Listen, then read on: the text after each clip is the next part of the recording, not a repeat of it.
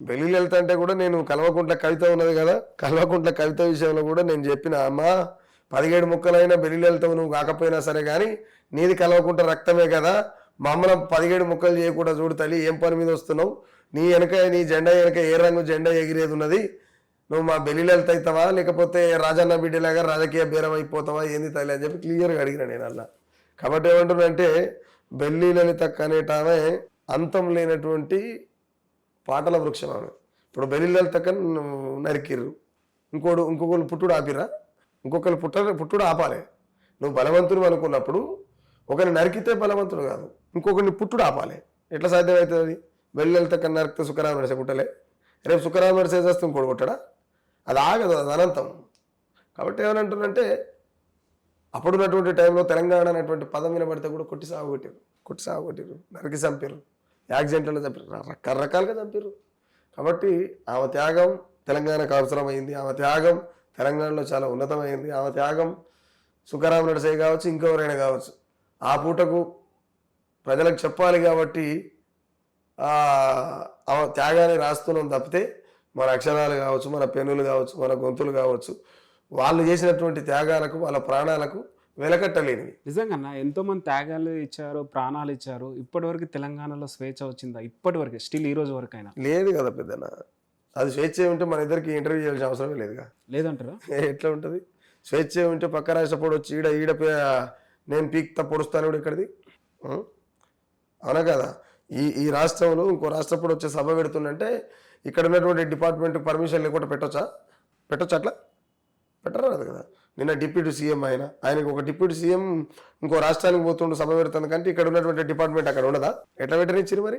నిన్న తెలంగాణ ఆవిర్భావ దినోత్సవం సందర్భంగా మేబీ ఏదన్నా ప్రోటోకాల్ ఇష్యూ ఉండడం వల్ల మేబీ క్యాన్సిల్ చేసిరేమో అంటున్నారు. ఏంటిది మీది ప్రెస్ మీట్? అది నేనేమంటున్నా అన్న, ఏం పెట్టాలనుకున్నా సరే, ఏం పెట్టాలనుకున్నా ఇక్కడ ఉన్నటువంటి రాష్ట్ర ప్రభుత్వ పర్మిషన్ అయితే అవసరం కదా. మరి ఎట్టిచ్చిర్రు? ఆయన ప్రెస్ మీట్ ఎట్ట పెట్టిండు? పెట్టకూడదు కదా. అంటే ఇక్కడ ఉన్నటువంటి ప్రభుత్వాలతో లోపాయ ఒప్పందాలు ఉన్నట్టే కదా. ఇక్కడ ఉన్నటువంటి సైకిల్ కాంగ్రెస్ నారా చంద్రబాబు నాయుడుతో ములాఖాత్ అయ్యి రేపు ఎట్టి పరిస్థితుల్లో కాంగ్రెస్ పార్టీని భూస్థాపితం చేసేటువంటి పని పెట్టుకున్నాడు కదా రేవంత్ రెడ్డి. ఇక వాళ్ళ పార్టీలు మాట్లాడుకోవాలి, మనకు సంబంధం లేని విషయం అది అన్న. రాబోయే రోజులలో రేవంత్ రెడ్డి గారు ఎక్కడ మలుపు తిప్పబోతున్నారు అంటే ఏం చెప్తాం మరి? ఏం ఉండదు, ఇక్కడ టీడీపీ జెండా ఎగిరేయాలని చూస్తున్నాడు అంతే అంట. మన మోదీ ఆఫర్ ఇచ్చింది బీజేపీలోకి రామనేసి. నేనేమంటున్నా అంటే మోడీ ఆఫర్ ఇచ్చినా కూడా నేను అందుకే క్లియర్గా చెప్పిన మీకు ఇలాక ఏమనంటే ఆంధ్రాలో ఎన్డీఏ గవర్నమెంటే కదా. అవునా? దేశంలో ఎన్డీఏ గవర్నమెంటే కదా. మోడీ కాడున్నా నారా చంద్రబాబు కాడున్నా ఒకటే, అంతే. కాంగ్రెస్ పార్టీని ఒకనొక టైంలో శనిదయ్యం సోనియా అన్నాడు రేవంత్ రెడ్డి. మీరు ఆడియో క్లిప్లు వీడియో క్లిప్లు యూట్యూబ్లోనే చూసుకోరు. ఒకప్పుడు శనిదయ్యం అయినా ఈ రోజు దైవం ఎట్టయింది? దయ్యం అవుతుంది అయినాడనా? కాదు కదా. దయ్యమే, దేవుడు దేవుడే. అటువంటిది శనిదయ్యమైనటువంటి బలిదయ్యం అన్న రేవంత్ రెడ్డికి అలా గొప్పగా అయింది. దేనికైంది? రెండోటి తెలంగాణ ప్రజలకు కూడా అప్పుడప్పుడు మరి ఏమవుతుందో తెలియదు కానీ ఆల్రెడీ ఓటుకునేటు కేసులో దొరికినటువంటి దొంగను తీసుకొచ్చి దూరం చేసేరు ఈడ, అలా కదా. నేనేం చెప్తాను, అందరు రికార్డు కదా అది. కాబట్టి నేనేమంటానంటే రేవంత్ రెడ్డి రేపు కాంగ్రెస్ పార్టీని ఖతం చేసి ఇక్కడ సైకిల్ జెండాని ఎగిరేసేటువంటి ప్రయత్నంలో ఉన్నాడు. ఈ 7-8 నెలలని తెలంగాణలో టీడీపీకి సంబంధించినటువంటి ఒక భారీ బహిరంగ సభ జరుగుతుంది.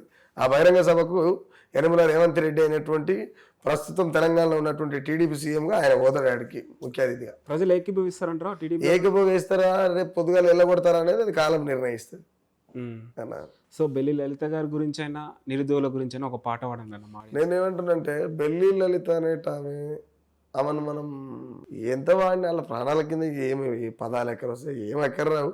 నేను కవిత విషయంలో అక్క గురించి రాసిన, ఆంధ్ర పెత్తనాలతోని అనచబడ్డ తెలంగాణ గోస చూసి గజ్జగట్టినది, గర్జించి గొంతెత్తి పంజ విసిరినాది, నలుగుతున్న ప్రజల కొరకు తెగువగల్ల తెలంగాణ ఎదురుదిరిగే పాట ఎత్తుకుంది, తిరుగుబాటు నూరిపోసినది, నయ్యి మొద్దిన చేతిలోన నెత్తురు రాగే కత్తి నార చంద్రబాబు నాయుడు, లలితక్కను ముక్కలు నరికినడు, మీ అయ్యతోని పంచాయతీ సంగతేమిటో గాని ఎంపీ ఎమ్మెల్సీ వయ్యి ఏమి ఉద్ధరిస్తామని ఎవరి కొరకు వస్తుందో కొత్త పార్టీ పెట్టుకొని తెలంగాణ గడ్డ పైన బెల్లి లలితమైతవా, రాజన్న బిడ్డలాగా రాజకీయ బేరమైతవా. మనము నువ్వు బెల్లి లలితమైతవా ఇప్పుడు, ఎందుకంటే నువ్వు బెల్లి లలిత అనేసరికి నేను అక్క మీద నిన్ననే అంటే కల్వకుంట్ల కవిత గారి మీద నిన్ననే ఒక పాట రిలీజ్ చేసినాం. ఉమ్. దాంట్లో నేను క్లియర్గా ఈమె త్యాగం ఏంది, అసలు ఈమె బిల్లెళ్తే ఎవరు అనేది ఒక చరణంలో చెప్పినేంటి. చెప్పుకుంటేనే కవితను అడిగిన, రేపు తెలంగాణలో బెల్లిలెళ్తావు అవుతావా, ఏమవుతావమ్మా నువ్వెన్ని పానాలు తింటావు, మీరు అయ్యే చేసిన అప్పులలో, మీ అయ్యే చేసిన ఆస్తులలో వాటా ఉన్నప్పుడు పాపాలలో కూడా ఉండాలిగా, ఉండాలా?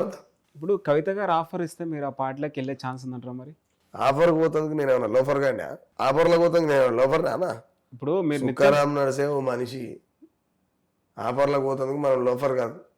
బర్రబర్ ప్రాణం ఉన్నంతసేపు, నాకు సమయం దొరికినప్పుడల్లా, నేను బతికున్నంత కాలం ప్రజల కోసం నా అవసరం ఎక్కడుంటే అక్కడ నిలబడతా తప్పితే ఏ ప్రభుత్వాలకు ఏ పార్టీలకు ఒత్తాసు వలికేందుకు నేను ఉంపుడు గత్తెను కాదు. కాబట్టి ఆఫర్ చేయని చేసుకు భరతం అవుతుంది అన్న. తెలంగాణలో చాలా మంది కవులు కళాకారులు చాలా మంది ఉన్నారు. అందశ్రీ గారు మొన్ననే లేని లోటు మనకు కనిపించింది. సో అందశ్రీ గారు పాడ మోసిన రేవంత్ రెడ్డి స్టాచ్యూ పెట్టకపోవడానికి రీజన్ ఏంటి? స్టాచ్యూ పెట్టకపోవడానికి రీజన్ ఏంటి అంటే, అప్పుడున్న ఆయన సాగు జరిగిన సందర్భంలో అది ప్రభుత్వానికి అవసరమైంది. ఇవాళ ఆయన సమాధిని కట్టినా కట్టకపోయినా ప్రభుత్వానికి వచ్చే లాభం ఏం లేదు. కాబట్టి పార్టీ మనుగడ చూసుకొని, అంటే ఇక్కడ ఉన్నటువంటి ప్రభుత్వాల మనుగడ చూసుకొని ప్రభుత్వాలు పనిచేస్తాయి.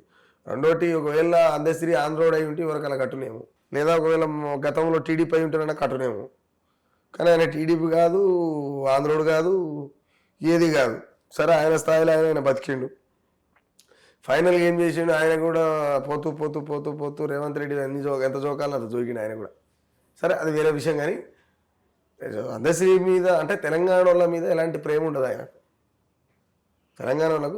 తెలంగాణ మీద రేవంత్ రెడ్డికి అసలు ప్రేమ అనేది ఉండదు. ఎందుకు ఉండదు అన్న? నిత్యం ప్రజల్లో తిరుగుతున్న చాలా ప్రోగ్రామ్స్, చాలా స్కీమ్లు తెచ్చిన అనేసి కూడా చెప్తున్నారు కదా రేవంత్ రెడ్డి. అదే ఏం స్కీమ్లు చెప్పు, ఒక 2-3 చెప్పు నాకు. రైతు రుణమాఫీ చేసిన ఎంతమందికి? అందరికి చేసిన అని చెప్తున్నారు కదా ఇప్పటివరకు. లెక్కలు తీపిరు మీరు జర్నలిస్టులే కదా, లెక్కలు తీపిరు. ఎంతవరకు చేసిరు మీరు తీపిరు? నిజంగా చేయలేదంటారా? నేనేమంటున్నా అంటే, ఊర్లో 100 మంది ఉంటే 20 మంది చేస్తే సరిపోతుందా? 80 మంది ఏం తిని చావాలి మరి? 7 వారాలు ఏ బయలు వాడు దుంకాలే? ఇవన్నీ జరిగింది. అరకా కొరక. రెండోటి, తీరని అప్పులు చేసి పెట్టిండు రేవంత్ రెడ్డి కూడా. నేనేమంటున్నా అంటే, ఇది బంగారు తెలంగాణ చేస్తాను ఆయన అన్నాడు. తెలంగాణను బాగు చేస్తా, అభివృద్ధి దిశలో అడుగులేస్తున్నా అని చెప్పి నువ్వు అంటున్నావు. నాయన, తెలంగాణని అభివృద్ధి చేయకపోయినా పర్వాలేదు, కానీ అప్పుల తెలంగాణ మాత్రం చేయకురయ్యా అనేటువంటి ప్రతిపాదన నేను చాలా కాలం నుంచి పెడుతున్నా, ఇప్పుడు కూడా అంటున్నా అన్న. ఓకే, చాలా విషయాలు చెప్పారన్న. ఉద్యమ నాయకుడు మీరు, చాలా విషయాలు తెలుసు మీకు. ప్రజలు కూడా చాలా ఎక్స్ప్లెయిన్ చేశారు మీ పాట ద్వారా. అండ్ ఫైనల్లీ పవన్ కళ్యాణ్ గారు నిన్న స్పీచ్, ఓవరాల్గా దాని మీద మీరు ఏమంటారు ఫైనల్గా? నేనేమంటున్నా అంటే, అది ఆ స్పీచ్ మీద రేవంత్ రెడ్డి మాట్లాడాలి. ఎందుకంటే రాష్ట్రానికి పెద్ద దిక్కు కదా ఆయన. నీ రాష్ట్రంలోకి పరాయి రాష్ట్రప్పుడు వచ్చి సవాల్ చేసిపోతుండు. ఎందుకు నువ్వు ఈ రాష్ట్రంలో పుట్టలేదా? తెలంగాణ నీకు తల్లి కాదా? సోనియమ్మ లెక్క ఏమో కూడా తెలంగాణ తల్లి బలిదయం లెక్క కొడుతుంది అంటే నీకు. దానికి రేవంత్ రెడ్డే మాట్లాడాలి. రెండోటి, ప్రజలు కూడా రేవంత్ రెడ్డిని అడగాలి. ఏమైనా మన ఏరికోరి నేను సీఎం చేసి మరి పక్క రాష్ట్రానికి వచ్చి ఇక్కడ చిలక పలుకులు పలుకుతున్నా, ఆ పలుకులకు ఒత్తాస పలుకుతున్నావా, లేకపోతే తెలంగాణ వారి మిషన్ తిప్పి తొడగొడతావా, ఏం సంగతి అని ఓట్లు వేసిన ప్రజలు అడగాలి, గెలిచిన రేవంత్ రెడ్డి అడగాలి. మనం ఎందుకు అడుగుతాం పెద్దనా? మనం ఎందుకు అడుగుతాం?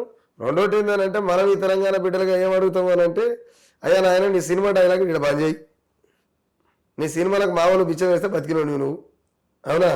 ఇవాళ కొంతమంది ఏమంటారు, 2 మొరిగే కుక్కలు ఎంట పెట్టుకొని. ఇంకోటి విచిత్రం ఏంటంటే, వాళ్ళు మీడియా ముంగల మాట్లాడుతారు. దాని పేరు ఏం పేరు, అదేమా అది మొగన్ రేకులో సౌతి రేకులో, సాగర్ ఏం పేరు, సాగర్. ఆయన ఏం మాట్లాడుతున్నా అర్థమైతే. ఆపుకునే దమ్ముందా? మాకు ఆపవలసిన దమ్ము మాకెందుకు? ఇది సినిమాల మీద ఏమంటారు, వేదికల మీద రంగులు పూసుకొని ఎగిరేటువంటి మేమెందుకు ఆపుతాం? మాకేం అవసరం చెప్పు? మాకేమవసరం? రాష్ట్ర ప్రభుత్వం ఏం చేస్తుంది? మరి మేము ఆపితే సగనాక్తుందా? ఉందనా? ఆపే దమ్ముందని ఎవరిని రెచ్చగొడుతున్నారు భయ్? రెచ్చిపోయి పిచ్చి లేపుకొని తిక్క చేసేందుకు ఇది ఆంధ్ర కాదు, తెలంగాణ. ఇది ఖచ్చితంగా విశ్లేషణ చేస్తుంది, ఖచ్చితంగా సందర్భానుసారంగా జవాబు చెప్తుంది తెలంగాణ ఖచ్చితంగా. ఓకే.